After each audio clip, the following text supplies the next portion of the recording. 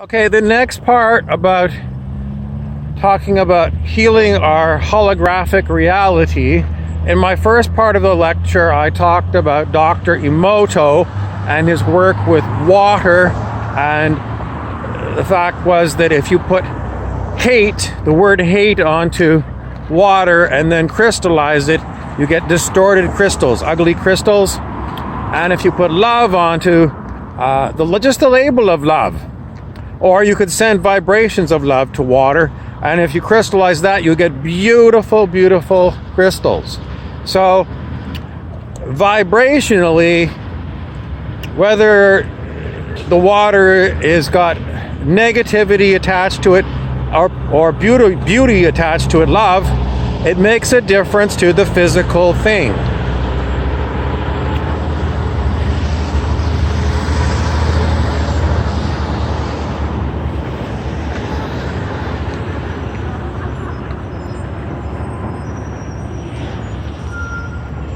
Okay, we want to talk about big trouble on planet Earth for this next section. Let's talk about what is the vibration of slavery. Is it more towards love or more towards disdain?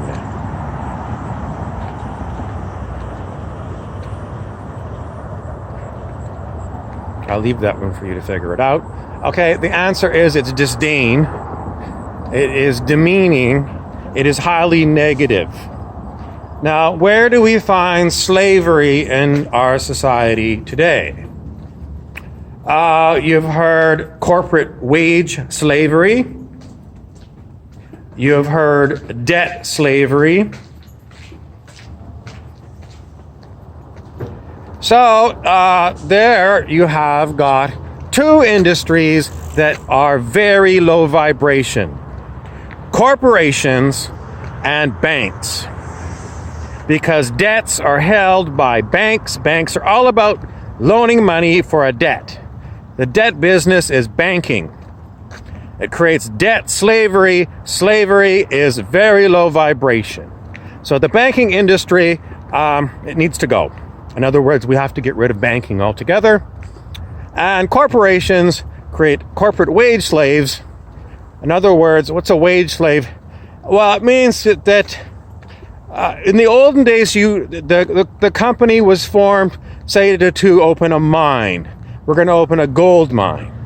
So the miners would be hired, and they'd have to go live close to the mine, wherever that was, usually a kind of rocky mountainous area. And well, the mine owners would have all the land. They owned all the land where the mine was. So what they did is they built housing for the miners there, and they rented the houses to the miners. And let's see, then they would build what was known as the company store, where you got your food and clothing and everything. It was all owned by the same company, the mine company. So you mined and you were paid a wage, and then might have even been direct deduction off your paycheck. You would have had the rent for your home, and they might have had a tab at the company store for all the things that you bought.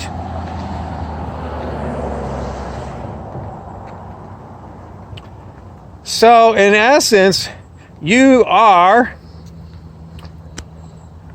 hard to put it in words other than a creature of a company, because your life is totally dependent upon the company. What's wrong with that? The wrongness of it is that your instrument, that is your nature, is not to be a creature of a non-existent thing. Companies are creatures of... what does it mean, a creature of? It means it's something that was created by someone's idea. A human is now subservient to an idea. What's wrong with that? A human is supposed to be a center for looking at ideas. A human picks and chooses from ideas.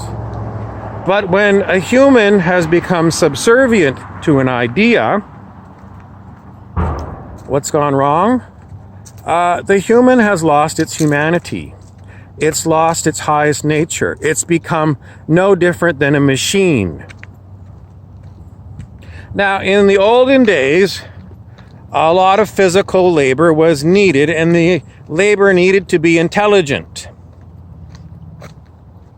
So, in the olden days, in the mine, you had to have human workers because you couldn't use horses to swing a pickaxe inside of a mine.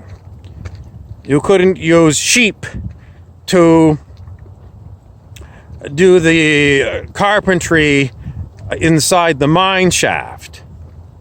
You had to use humans to do that. But in today's day and age, with so much mechanization, automation, these kind of jobs that we used to have a lot of use of human labor for are now, we don't need the humans to do that labor anymore. But what are we left with now? We're left with the companies, and the companies have all the robots and the computers and the machinery to make things.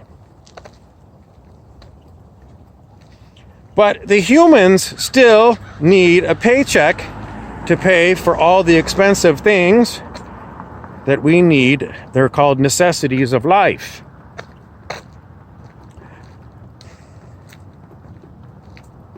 What has gone wrong? What has gone wrong is, again, humans are indebted to companies. Companies are owned by very few humans.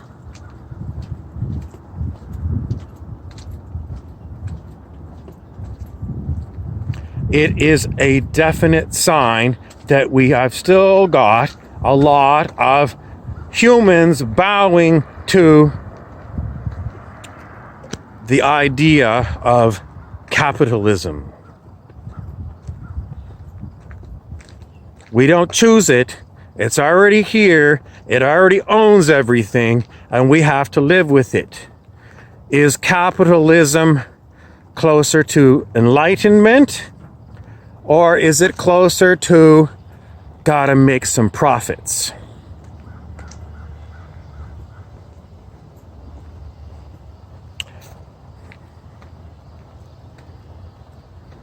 Someone might say, well, we need the goods that are produced by the companies.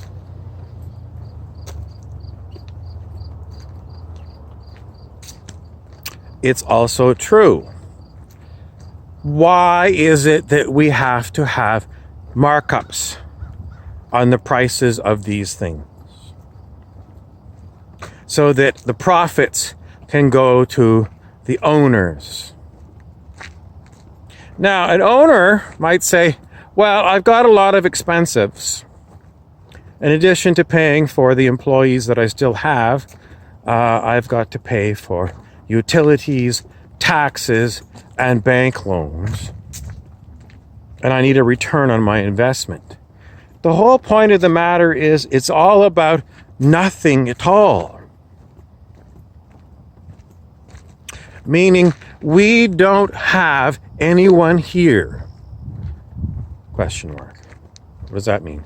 It means we're never going to get to the point where we have an enlightened society where we've got the computers, we've got the robots, we've got the automation to make the things that we need, and yet we are in a position where most people have a hard time paying for these things because of the very heavy markups on them. Where's the competition? It doesn't seem to matter. Look at the car companies. There's a lot of car companies, but they're in collusion. They keep the prices high.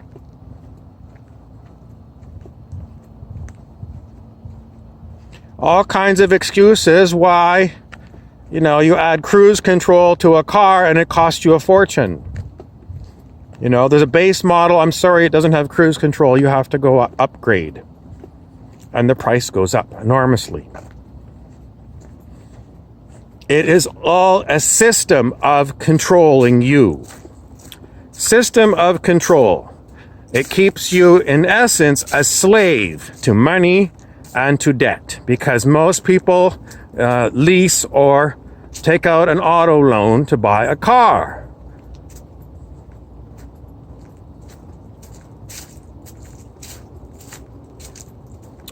It's a big problem, and it is not going to add to anything other than hardship for humans. Are companies for the benefit of humans, or are humans supposed to benefit from the things that companies make? It is totally out of balance. The whole planet is out of balance.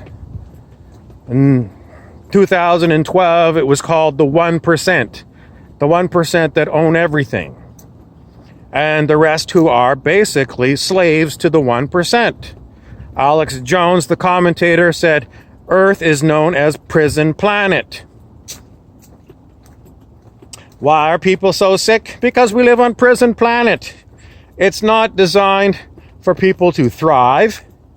It's designed to scare the hell out of people. People are constantly scared they're not going to have enough money to make the rent, to buy food, to have children. That's the latest thing. And then there's all these other problems. Like, the latest thing is the girl that said, I'm not going to have children because of global warming, which is fossil fuel. I have to save the planet and I'm not going to breed or something. What is it all saying? It says that we have become a runaway train on planet Earth. A runaway train where there's nothing but fear and anxiety, and it all has to do with the fact we don't have control of the planet. The planet is being run by a system of controls, capitalism, and banking. And then you add all the subgroups under capitalism, all the industries. Where are the miracles going to come from?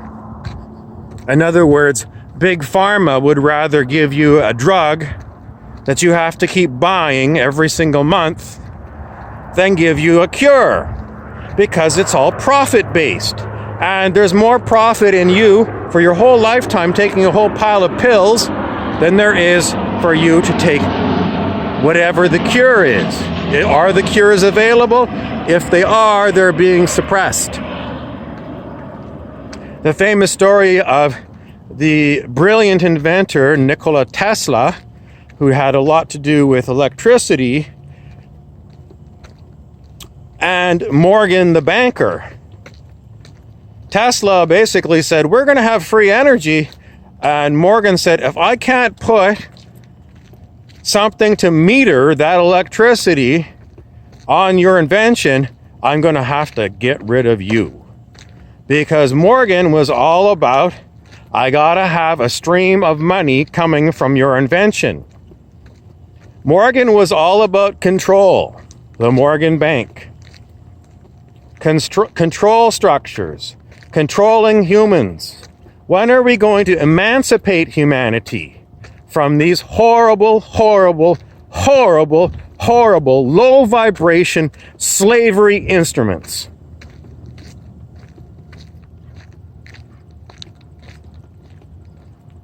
Someone says the choice is up to you. No, it's not. Because you, as an individual, what can you do? These systems of control are so embedded, there's nowhere on the planet you can go to get away from banks and capitalism. Where can you go? So, we know the solution. These things have got to go. How do we get to implementing the solution? Well, there is a book with a plan, and it is called Sacred Economics by Charles Eisenstein, and that is a plan that could work.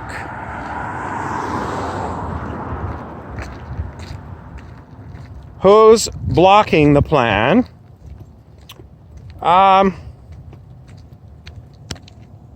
It's mostly lack of awareness, and it's also a lot of it's going to be too hard.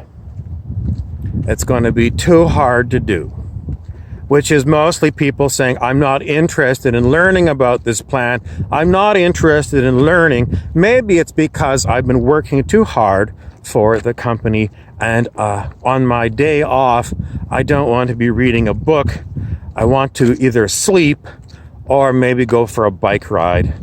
And then I got to do laundry, and I got to look after the kids, and go see the doctor, etc. It's mostly a problem of we haven't got an enlightened leadership on the planet. We have got jackasses, criminals running our governments. If they're not stupid, they are in it for themselves and only themselves. And we see it every government. Corrupt, crooked, and they're pandering to special interest groups. And we all suffer. What should we be doing? We have to get rid of these institutions altogether. Government, as it's set up now, is always going to be corrupt because it can always be bought off by whoever's got the most money. In the United States, they lifted all the campaign contribution restrictions.